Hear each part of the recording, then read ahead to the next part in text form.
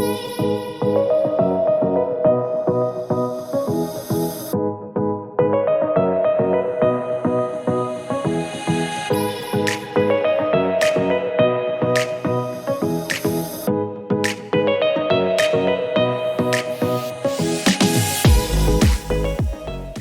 aloha folks, and welcome to the Klipper Golf Course.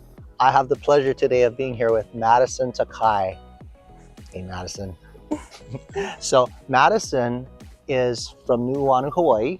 She went to Punahou High School, and she is now attending Boston University, and she's a junior. So tell us, Madison, how did you end up getting into golf? My dad forced me and my 3 siblings to golf when we were very little. I was about 6 years old when I started, and we hated it. Yeah. But we just kept on going and eventually fell in love with the game. And so, yeah, I've been playing for the majority of my life now, and it's very fun. I hope to continue playing. So you started off hating it. Yes. And now you honestly feel like you love it. When did it change? Did it happen because you got better at it, or what happened? Yeah, so we enrolled in Casey Nakama's his clinic, and we met a lot of friends through that program. Right.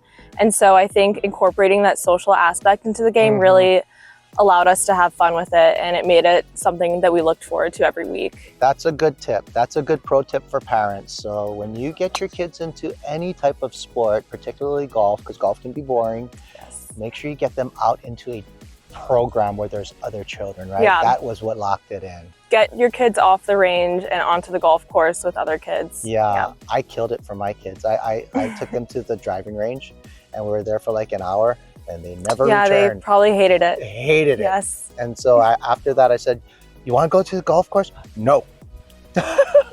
Sounded just like us. Yeah. So that was the end of that. But okay, so anyway, then you started to fall in love with it. And were you getting good first, or were you just having fun with your friends and then you started getting good? Yeah, I think once you're playing competitively and you start to win a couple tournaments, that really got me hooked. Right. And from then on, I just wanted to get as good as I possibly could. Yeah. And continue staying competitive. Good. And so when you were going to Punahou, because I know Punahou has a strong team, right?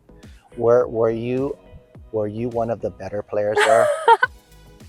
I was playing on the team, but our star player was Raya Nakao, I would say. Got it. Yes. Yeah, no, I get it. She's the best. I get it.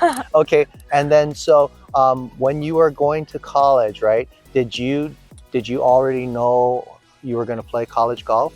Yeah, so I committed to Boston University my junior year of high school. Wow. Which is pretty early. That is early. Yeah, for a high schooler. So what was your handicap when you were scouted and they recruited you? I would say around a 0 or a 1. Wow, okay. Isn't that crazy, right? You're crazy. Like a 0 handicap and you're on a golf team that there's someone that's above your level. I mean, what's up with that? It's a very competitive sport. Yes, it is. Climate, especially at your school. Yes. Yeah. Okay.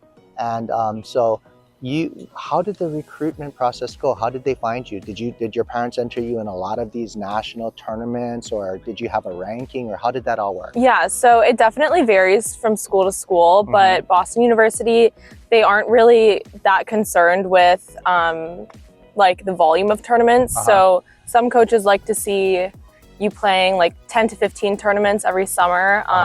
At BU, they weren't like that. So they really just prioritized us playing 4 to 5 high quality tournaments. Got it. And they also really prioritize academics. So that was very important as well. Got it. And so did you initially reach out to them? Did you write to the coach? Yes. What grade were you in when you did that? I started emailing probably my freshman year of high school. Wow, good for you. You have to start early.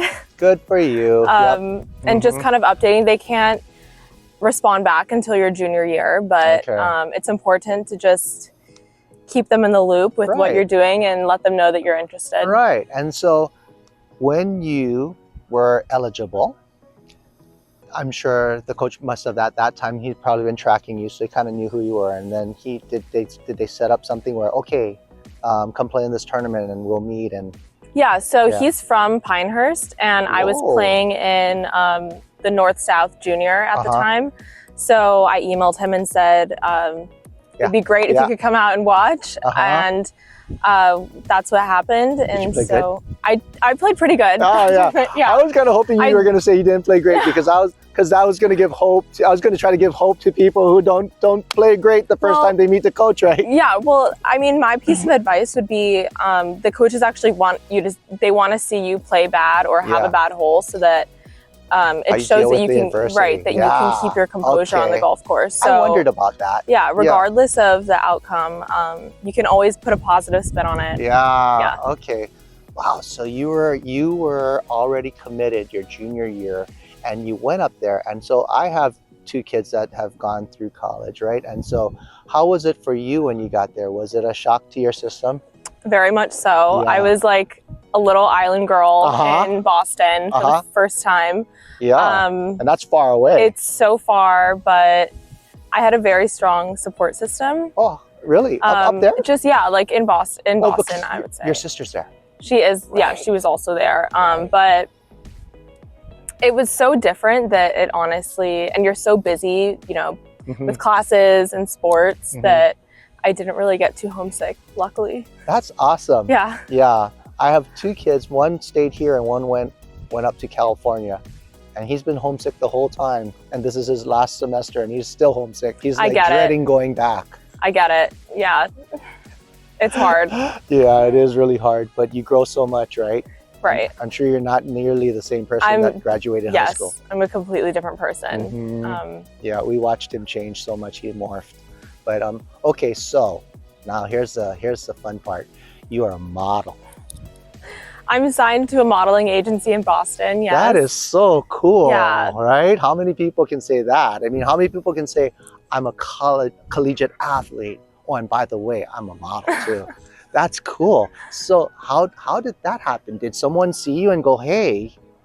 Yeah, I mean, I think one of the great things about Boston is that there's so much opportunity. And so moving to a completely new city, I knew that I wanted to kind of take on something new, start a new hobby. And so it's always been something kind of on the back of my mind. Oh. And there's so many brands that are based out of Boston. So it's, I see. Yeah, it's great. It's been I really saw fun. your video. Brandon sent it to me. He said, you got to get her on your videos because look at this. And you're running and it's like so professional. Yeah, that was with Adidas.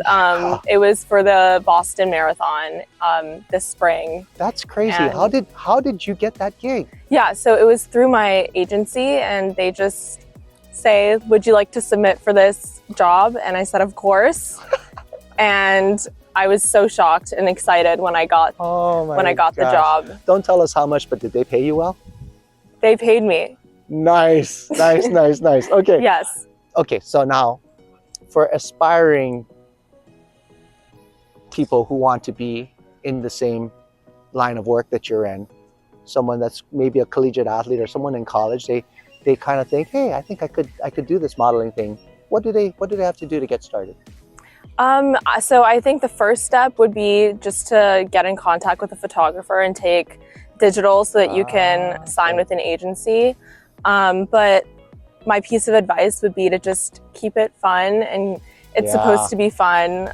So can it be difficult? That's why can it be grueling? Yes, I would say my life in Boston is definitely keeps me busy, keeps me on my toes. Okay, a lot of work. Yes. Okay. Keeping a positive outlook. I'm sure is it like, I'm just guessing, but I would guess that you get fewer jobs than you get passed on, right? Is that how it works? Because do you apply for the jobs or do they just ask you? It really it depends.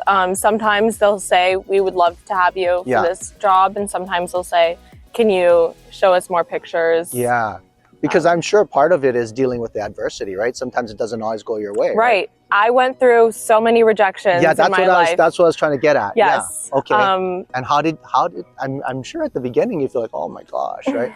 Yeah. Just really keeping in mind that every rejection leads you closer to the next success. That's a good one. Yep. I just keep that in mind every time. You know, I read that Golf is not a game of perfect book. I'm sure you have, but Absolutely they not. talk about absolutely not. They talk about shooters, you know, basketball. Yeah. And I said when the great shooters are missing, they say, oh, that's good because I'm going to start making them pretty soon. Right. Same mentality. Yeah. But all the greats have that thought process, Yes. right? Okay, so someone want to get started in that industry, take a lot of, get a professional photographer, get a lot of digital images. Yeah. And do they go to the agency and say, hey, look, I think I can do this, you know? Yeah. I was not like a highly sought after model. So Okay. I did kind of have to, you just have to market yourself as Yeah. best as you can. Yeah. And so that would be my piece of advice. Yeah. Don't give up. Just And knock on a lot of doors then, I guess. yeah. Okay. Good. Advocate for yourself and Well, it believe in worked. yourself. It Yeah. worked. Yeah. Okay. Well, great. We don't have a huge following, but can we plug you with anything? Is there anything you want to tell our Facebook, Instagram, YouTube followers about yourself and what they can do to help out your career? Oh, I do have an Instagram. There It's you go. Madison Takai. You can feel free to follow me. It covers a lot of my life that involves modeling and golf and school. So yeah, thank you Okay. so much for having me. Yeah, no, thank you. And what can they do anything when they go to your Instagram? Can they do anything that plugs you or helps you get exposed to more people? You can give me a follow and like my posts. Got it. That would be Okay. greatly appreciated. All right. We'll be sure to do that too, Kendrick. Don't forget. All right, Madison, thank you so Thank much. you. We appreciate having you out here. Folks, hope you enjoyed that, and we'll see you at the Klipper.